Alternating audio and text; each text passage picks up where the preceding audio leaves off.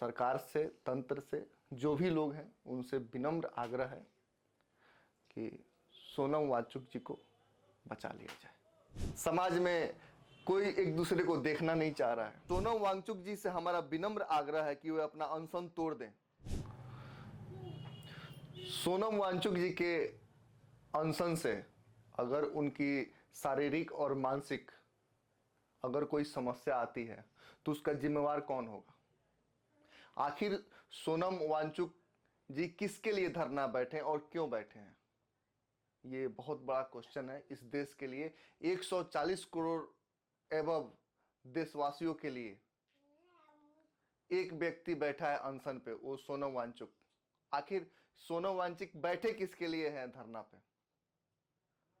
तो चलिए, नमस्कार, मैं हूं प्रवीण कुमार। आज हम बात करेंगे लद्दाख के रहने वाले समाज सेवी सोनम वांगचुक के बारे में, जो कि एक प्रोटेस्ट में आमरण अनशन पर बैठे हुए हैं। एनटीए द्वारा कराया गया नीट एग्जामिनेशन जो कि लीक कर गया, जिसकी वजह से बहुत सारे छात्रों को नुकसान हुआ। बहुत सारे छात्र ऐसे थे कि जो अपना घर बेच के, किसी ने माँ का गहना बेच के, जमीन बेच के, कई तरह के जो भी सुविधा बन पड़ा, अमीर से अमीर, गरीब से गरीब बच्चे इस नेट के पेपर का तैयारी किए और पेपर लीक।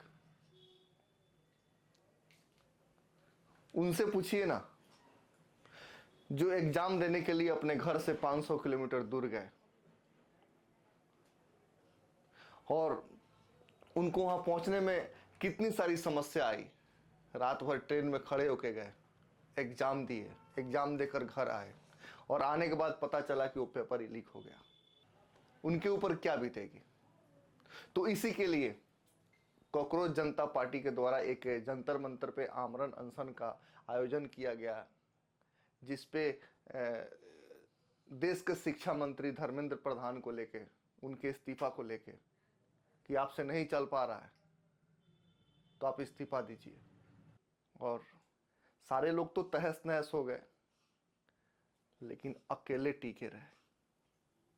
जी हाँ, आज उनका 19वां दिन है।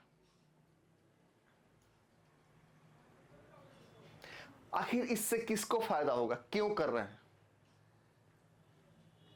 क्या उनको नेता बनना है कि उसके माध्यम से किसी को नेता बनना है? लद्दाख में वेल सेटल्ड है, इंस्टीट्यूट चलता है, स्कूल है उनका, जहां पे गरीब बच्चों को पढ़ाया जाता है। उन्होंने बहुत सारी इन्वेंशन की, किसी का पेटेंट नहीं लिए और उसको ओपन कर दिए।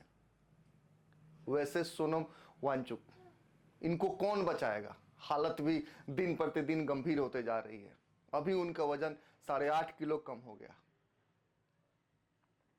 कुछ मीडिया बंधु, पत्रकार बंधु, जैसे कि मैं दिखाना चाहूंगा, आप लोगों को देख सकते हैं, कोई वेद प्रकाश हैं जो कह रहे हैं सरकार सोनम वांगचुक के अनशन के दबाव में झुक गई तो लाखों लोग अपनी जिद पूरी करने के लिए अनशन पर बैठ जाएंगे। पॉलिटिकली पार्टियां टिकट लेने के लिए अनशन करेंगी। गांधी जी के एक अनशन से देश के दलित आदिवासियों की जिंदगी तबाह कर दी।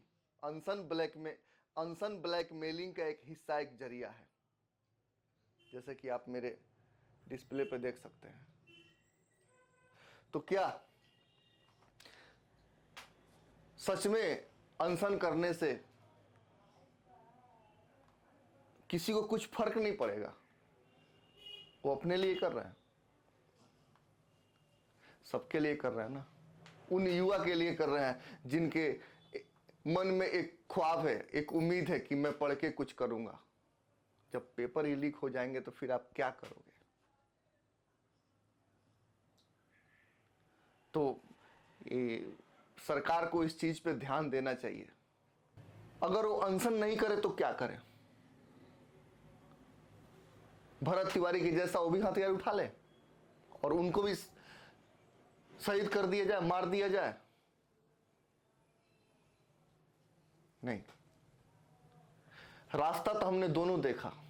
एक समाज के लिए हथियार उठाया, उसको मार दिया गया, और दूसरा समाज के लिए हथियार नहीं उठा पाया, अपनी जीवन दान पर लगा के अगर मांग रहा है कि ये शिक्षा प्रणाली को दुरुस्त किया जाए, तो बोलने वाले उसके लिए भी कुछ बोल रहे हैं। अभी एक बयान आया था यूपी के पूर्व सीएम, समाजवादी पार्टी के अध्यक्ष अखिलेश यादव की तरफ से, सोनम वांगचुक जी से हमारा विनम्र आग्रह है कि वे अपना अनशन तोड़ दें। उनका जीवन पूरे देश दुनिया के लिए अनमोल है। जिस बीजेपी सरकार को जगाने के लिए अनशन बैठे हैं, वह एक भ्रष्ट तंत्र है।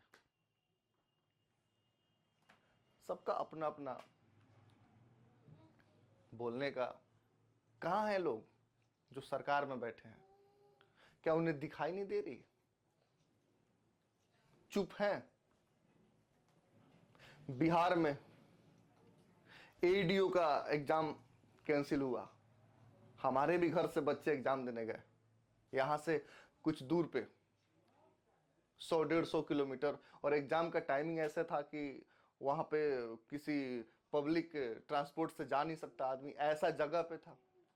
तो एक निजी गाड़ी बुक करके भाड़ा पे लेके एग्जाम देके आना जाना, 5,000 रुपया खर्चा हुआ। 5,000 रुपया खर्चा हुआ, और वो भी पेपर लीक। कहां से कोई कैसे करेगा? देश में रोजगार का आलम किसी से छुपा नहीं है। समाज में कोई एक दूसरे को देखना नहीं चाह रहा है। इसके लिए सरकार को ध्यान देना चाहिए, और इस देश के हर एक नागरिक का जीवन कीमती है। तो सरकार से, तंत्र से, जो भी लोग हैं, उनसे विनम्र आग्रह है कि सोनम वांगचुक जी को बचा लिया जाए। धन्यवाद।